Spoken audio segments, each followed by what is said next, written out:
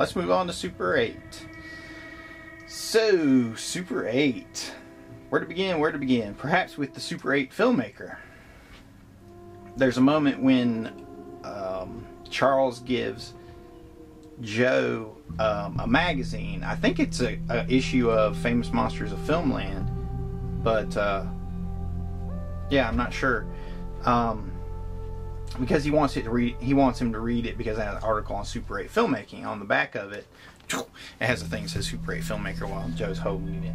Now, obviously, this is probably a ham-fisted attempt, but to be honest with you, I didn't catch it the first time through. Only when I was looking around for other things, I saw it on the second viewing. So, it makes it a little more subtle. Now, Super 8 uses the same trick that the Scream series uses. They have posters in the background, but instead of it representing the group, as with the film geeks in Scream 4, represents the individual. So when you go to Charles's room, when you go to Joe's room, you see posters in the background, you see models, action figures all around. This reveals the character, and in some places, there's thematic parallels going on there too. Poster wise, I know in Super 8 we see the poster for Halloween. You also see Dawn of the Dead. There are a few others floating around. Was there a Jaws poster? Or am I confusing that with Evil Dead or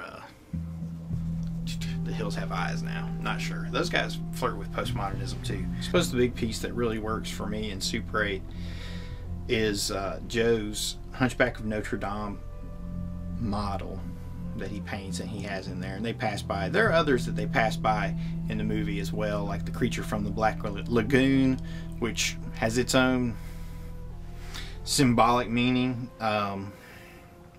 But I think the Hunchback is the big one for Joe. He feels separated, outcast, different. But at the same time, the model itself represents his dream, his way, what he sees out of all this to become what he needs to become. It's pretty cool because it works on a couple different levels. Now, mind you, getting into the territory of just talking shit, but to me these are fun things to discuss sometimes. Maybe you haven't thought about it like this, maybe you have. Either way, feel free to join in, let me know what you think. Another part of that cool moment in the movie is Charles is explaining to Joe that he wants to add another character to the movie, the character of a wife, for the detective, because it helps make him more sympathetic, more human, more likable, more relatable. So this is a postmodernism moment where Charles is really commenting on Super 8 as well. He's really telling the story of Super 8 because j.j. Abrams tells how he came up with Super 8.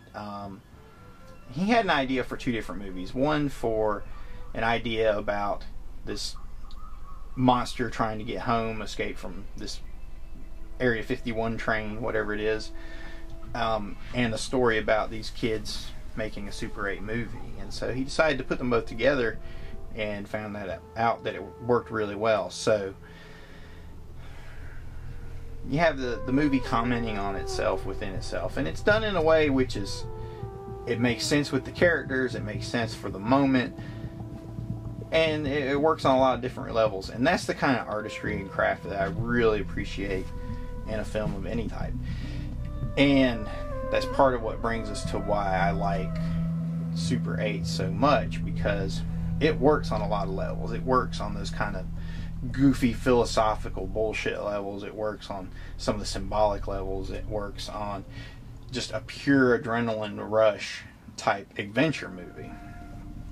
But people have been saying a lot of things like Super 8 is too predictable, the mystery wasn't enough.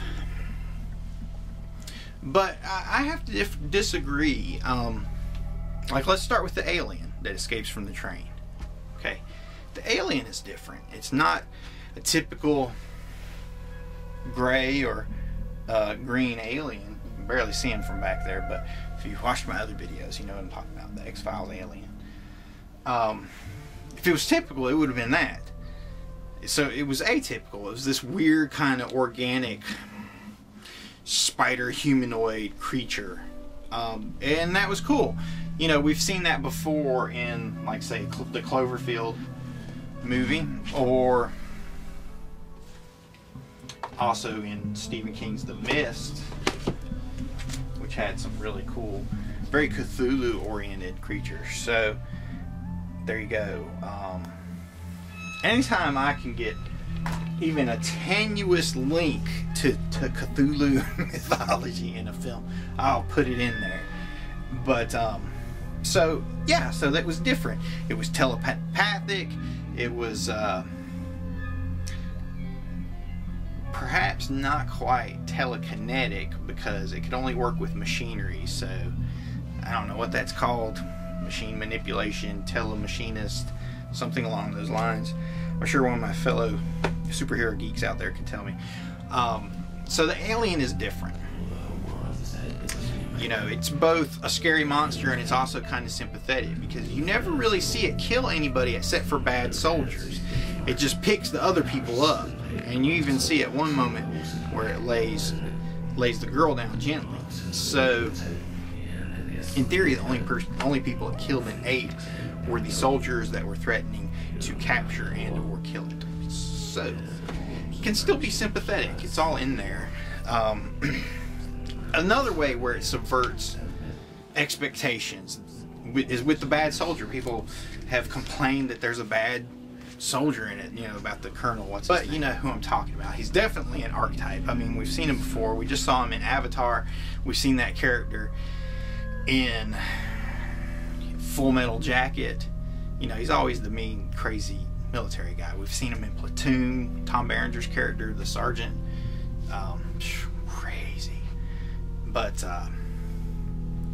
so one would think, okay, this is the bad military guy, which, mind you, wasn't really a character in those early Spielberg movies. I mean, there's no bad military guy in Jaws. Okay, there's no bad military guy in Close Encounters of the Third Kind. There is military in it. The faceless soldiers are presented in a frightening way, but the leaders are pretty much benevolent. The guys that. But anyway, I'm gonna get off into a Close Encounters of the Third Kind discussion if I'm not careful. E.T., you know, same thing. It's kind of faceless soldiers, but there's not this one bad guy running around. Okay, but anyway, now if it was really predictable, that bad guy would have made it all the way to the end of the movie and had some kind of big crazy shootout, and the kid's like, no, leave him alone, and then the alien, you know, just barely escapes after it's been shot to bits. So that's the predictable way. It didn't go that way. The bad guy soldier, the big bad, you know, once he dies, there's really no antagonist in the film. It's just a matter of miscommunication between the alien and people. You know, perhaps that's an oversimplification of it, but that's the way it works.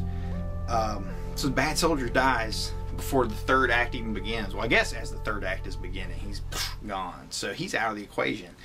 That dude, if it had been really predictable, would have stuck around. So that's in a way that, again, the postmodern awareness kind of flips expectations on its head, you know, and we saw how the use of postmodern references, like the movies, the magazines, the Hunchback of Notre Dame, how that all was part of it. It both built the characters of Charles, the characters of Joe Lamb, but it also reflected part of their characters' archetype, part of their theme.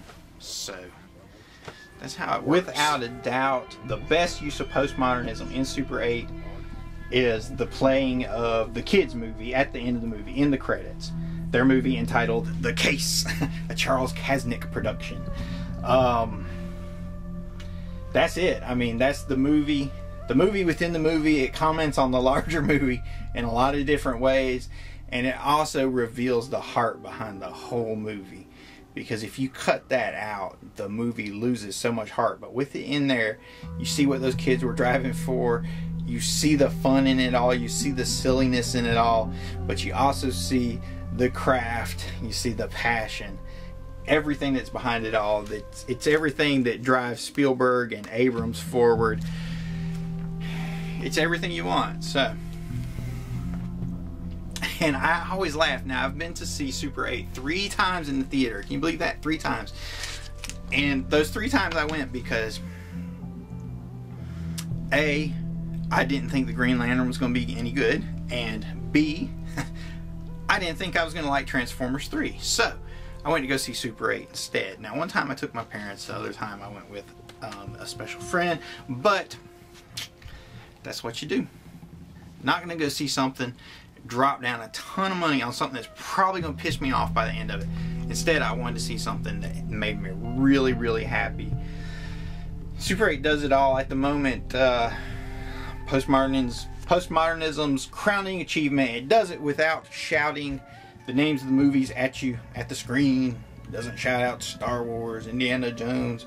Well, Indiana Jones might be too late, but Star Wars, Close Encounters of the Third Kind, all of those movies. Instead, it wears its heart on its sleeve.